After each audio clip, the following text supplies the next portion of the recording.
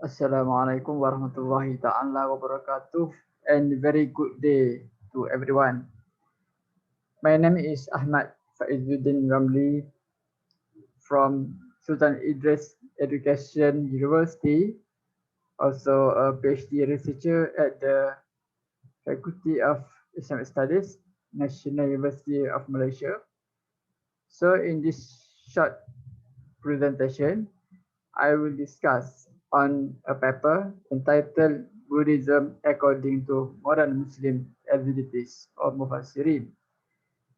This paper was prepared in cooperation with my supervisor, Associate Professor Dr. Jaffary Awang, and also Dr. Zaizul Rahman from the Research Center for Theology and Philosophy, Faculty of Islamic Studies, National University of Malaysia.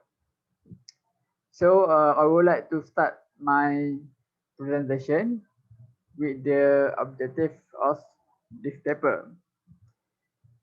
This paper offers preliminary notes on Buddhism in modern Muslim exegesis with an emphasis on Tafsir al-Qasimi, written by Muhammad Jamaluddin al-Qasimi, and al-Mizan fi Tafsir al-Qur'an by Muhammad Husayn Tabatabaʻi.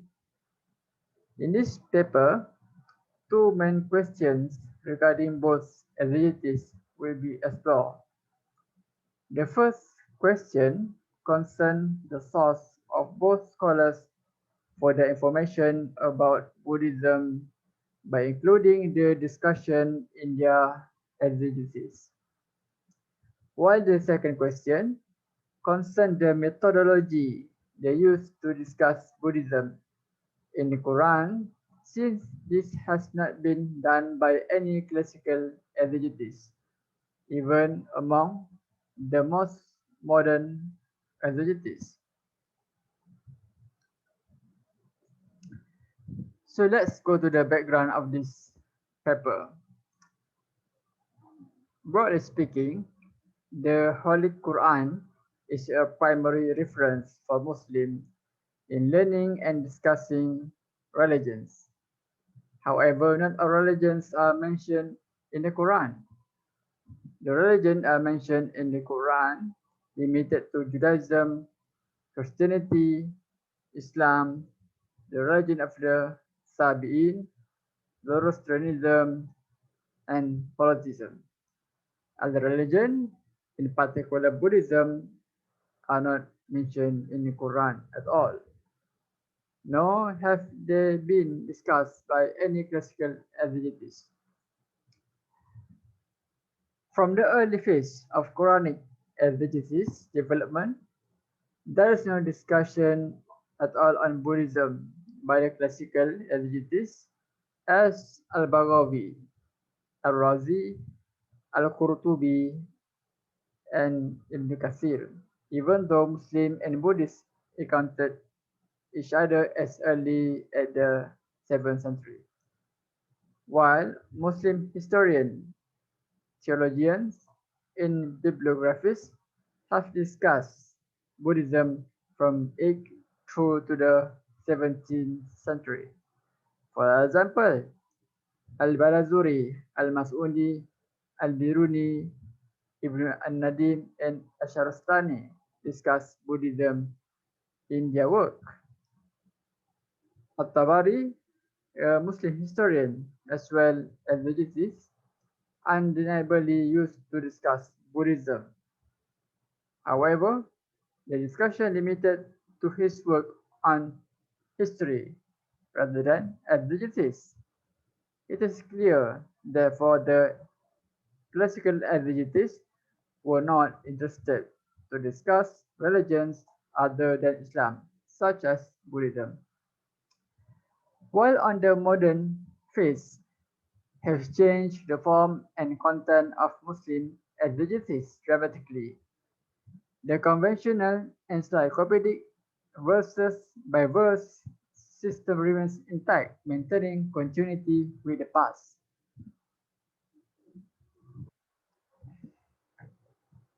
But even in the modern phase, there are remain few exegetes, Mufassirin, that give attention to Buddhism. Rashid Rada is one example of the modern exegetes who mention Buddhists, averring that they belong to the category of al-Kitab or people of the book and were followers of the Prophet. And it was only with the 19th century that these two modern exegetes started to give attention to Buddhism in their work. So let's move on to the first scholars, which is Muhammad Jamaluddin al-Qasimi. The first modern tafsir on Buddhism was Mahasin at-Ta'wil by Muhammad Jamaluddin al-Qasimi. In his magnum opus, he represents exactly this attempt to re-actualize the Muslim intellectual heritage in the modern context. Many aspects of his exegesis remain unstudied, including his view of other religions. As discussed in this article, al-Qasimi quite surprisingly mentioned Buddhism in a positive way. Most modern exegetists even have not been interested in discussion of Buddhism, although Muhammad Abu Zahra and Ibn Ashur do mention Buddhism in terms to reject its theology. However, under the term of Atin in the Quran, al-Qasimi refers to the Bodhi tree which related to the founder of Buddhism.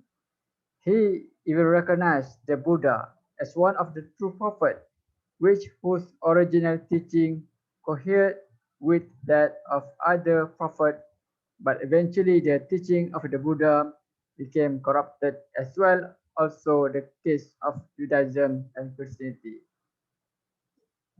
What distinguishes al-Qasimi from other modern Muslim exegetists is that he discussed the position of the Buddha.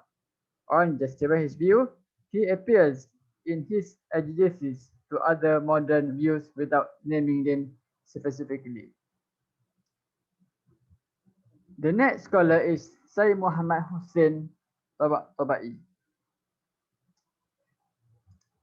Tabatabaʻi include the discussion on Buddhism in his work entitled al-Mizan fi Tafsir al-Qur'an. This exegesis has been worked and took over 18 years to complete. In his exegetical work, Tabatabaʻi always begins his commentary on a verse or group of verses by elucidating them before turning to discussion of relevant transmitted materials, that is, relevant hadith from both Shi'i and Sunni tradition. Oftentimes, Tabatabaʻi provides supplementary philosophical, historical, and sociological discourses. What makes this tafsir an important contribution to the Buddhism discussion is Tabatabaʻi dynamic engagement with both medieval texts and modern contexts, in addition to support his argument with historical texts such as Al-Asar al-Baqiyah, written by al-Biruni. Moreover, Tabatabaʻi also discussed Buddhism, the religion, historically and strategically in his tafsir from various sources, including from Western sources. Now let's move on to the discussion. So based on the work of al-Qasimi and Tabatabaʻi, we can see that both scholars discuss the topic of Buddhism as part of their Quranic exegesis.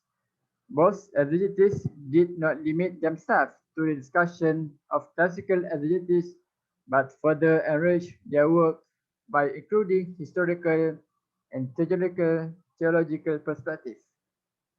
Al-Qasimi, on discussing Buddhism, he referred to the word atin from author to author and quotes them without fanaticism. Although none of the classical exegetes relate the terms with Buddhism, al-Qasimi took the initiative refer to contemporary sources. Many of his sources are unnamed, although elsewhere in his exegesis, he regularly quotes from al-Sharastani, who identified the Buddha with the Quranic figure of al-Khadir. Unfortunately, al-Sharastani does not explain his view further. Thus, those Muslim scholars are possibly among the contemporary exegetes upon whom he based in argument. The first one is Maulana Abu al-Kalam Azad, an Urdu scholar and political figure who fought for India independence. Although there is no record of direct contact between al-Qasimi, which based in the Middle East, while Azad, who was based in the South Asia, and so perhaps the influence through his teacher, Rashid Rada. According to which, Rashid Rada and Azad entered a lengthy written exchange in which they debates matters concerning the Caliphate. Azad was an Indian nationalist struggling for self-rule in and working for a Hindu-Muslim political alliance. As we know, India was the birthplace for both Buddhism and Hinduism. So, the sentiment of nationalism motivated Azad on his view of the prophethood of the Buddha, then was received by al-Qasimi via Rashid Rada. Now we move to the second motivation. Beside Azad, al-Qasimi concerns with Buddhism, which motivated by the awareness of interfaith relations. For example, in 1893, a theological exchange and cooperation were taking place, particularly with the establishment of World Parliament of Religions in Chicago, parallel to the establishment of Buddhism in the West. So the global interfaith meeting brought together all world religions as Christians, Jews, Hindus, Baha'is, Buddhism, and Muslim. According to the Highness, the parliament was one of but has inspired the interfaith movement for more than a century and continued to be an essential point of reference in interfaith circles, including Christian Buddhist dialogue. Since modern exegesis reflect the West, the World Parliament initiative probably motivated al-Qasimi to take an early stance on Buddhist-Muslim dialogue by promoting the universal message of Islam and to include discussion of Buddhism in his exegesis. While Tabataba'i, his discussion on Buddhism was based from the perspective of the Prophet tradition, or hadith, history, and philosophy. As with al-Qasimi, Tabataba'i does not limit himself to the discussion of classical exegesis, but also offers an original perspective through the use of non-exegetical sources. However, his view on Buddhism is not consistent and differs according to the perspective he takes. On the one hand, Tabataba'i regard the Buddha, also known as Yudasaf, as the founder of the Sabi'in and a prophet in India. This view follows al-Biruni and has been mentioned by other scholars such as al-Maqdisi, Ibn al-Nadim, and al-Sharstani. On the other hand, Tabataba'i identified the Sabi'in with Christian and also Hindus who consider angels as the daughter of God, and elsewhere he even classifies both the Hinduism and Buddhism as idol worshipper. This shows that Tabataba'i view on Buddhism is not informed by a broad range of sources, merely a few works by Muslim and Western scholars, and of course, no Buddhist scholars refer by Tabataba'i. Tabataba'i also prefers to exclude the Buddhists from the Al-Kitab or people of book category. So Tabataba'i interest in Buddhism stem from his interest in mysticism, and not just Islamic mysticism but also the mysticism found in Chinese religion, Hinduism, and Christianity. His interest in varied religious practice must have had an ecumenical motive. Tabatabai interest in comparative mysticism was part of a wider agenda for careful analysis of a wider range of religions and philosophical traditions. Tabatabai met regularly with Henry Corbin, the prominent French Orientalist, to study the classics of mysticism, and satiate his appetite for comparative religion centered on mysticism. Thus, comparative religion is quite prominent in Tabatabai exegesis. So, for the conclusion, the discussion of Buddhism in the Quranic exegesis of Tabatabai and al-Qasimi show a new way for Muslim-Buddhist dialogue theologically and historically. Both scholars successfully introduced Buddhism into the exegetical literature using different approaches and sources.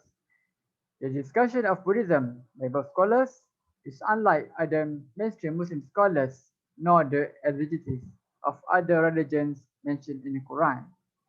Al-Qasimi and Tabatabai show a willingness to review Buddhism from Quranic perspective with new view or new perspective. So that's all for my short presentation. Thank you for your attention. Further reading, feel free to access the link. Thank you.